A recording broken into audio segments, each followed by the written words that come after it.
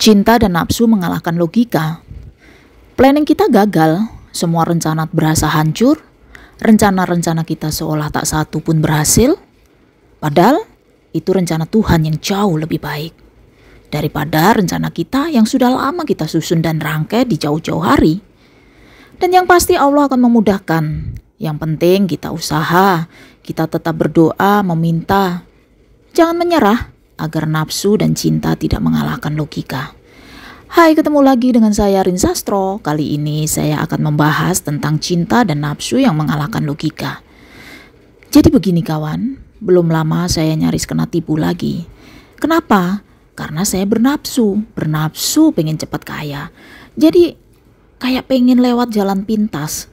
Ketika ada penipuan sampai sayanya nggak sadar.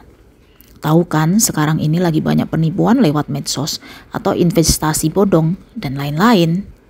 Hampir 99% orang yang ketipu karena nafsu. Lebih tinggi dibanding logika. Jadi nafsu itu lebih tinggi dibanding logika. Cintanya pada duit sampai lupa segala-segalanya.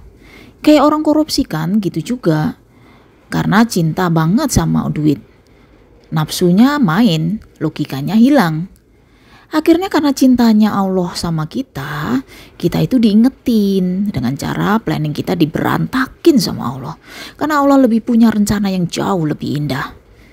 Akhirnya kita jatuh, nyasrak, dan itu bukti cinta Allah sama kita. Atau tentang sebuah hubungan. Dulu banget saya punya tetangga, ini soal cinta ya guys.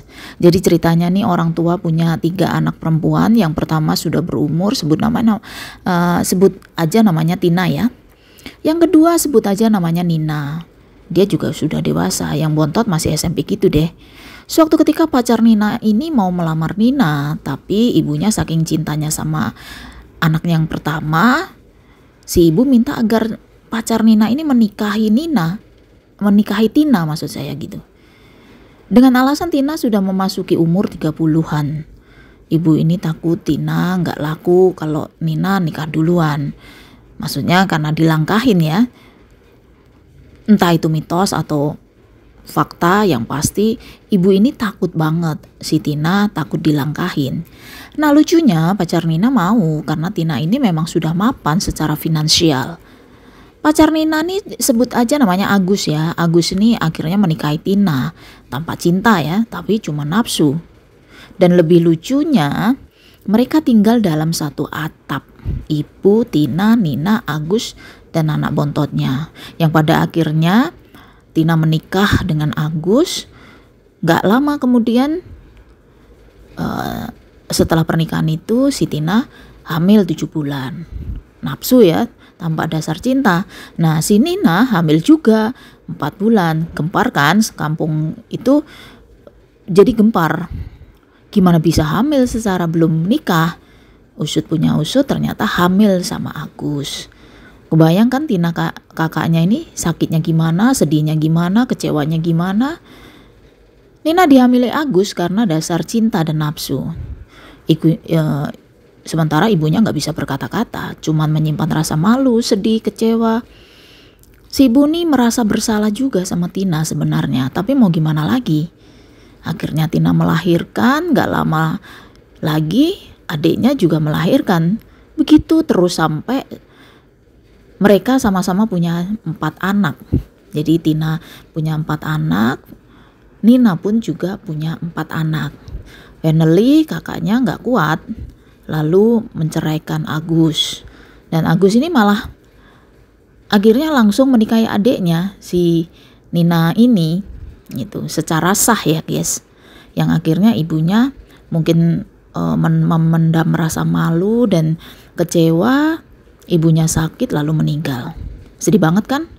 Dan ini benar-benar kisah nyata loh, bukan bohongan, benar-benar kisah yang terjadi di tempatku.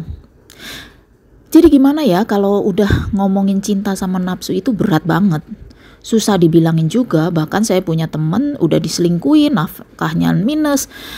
Tapi temenku ini tetap cinta. Udah cerai sah nih. Tapi rujuk lagi. Kenapa? Karena cinta. Perempuan kalau sudah cinta, ngalahin logikanya hilang. Bahkan saya sendiri juga pernah mengalami gara-gara cinta, sampai logika aku hilang. Jadi ketika semua rencana-rencana itu hancur, kita mestinya sadar bahwa Allah telah menyiapkan rencana indah untuk kita. Apakah kita bisa nerima? Belum tentu, karena kita marah dan merasa Allah itu kayak gak sayang sama kita. Lah, padahal semua itu Allah lakukan karena cintanya sama umatnya. Jadi percayalah kawan, saat ini ketika semua berasa hilang, semua hancur, planning kita berantakan, rencana-rencana kita buyar, kita tak berdaya. Hari ini mungkin kita tidak punya apa-apa, tapi insya Allah besok atau lusa kita pasti punya segalanya. Terima kasih sudah mengikuti konten-kontenku. Jangan lupa like, comment, share, and subscribe. Bye-bye.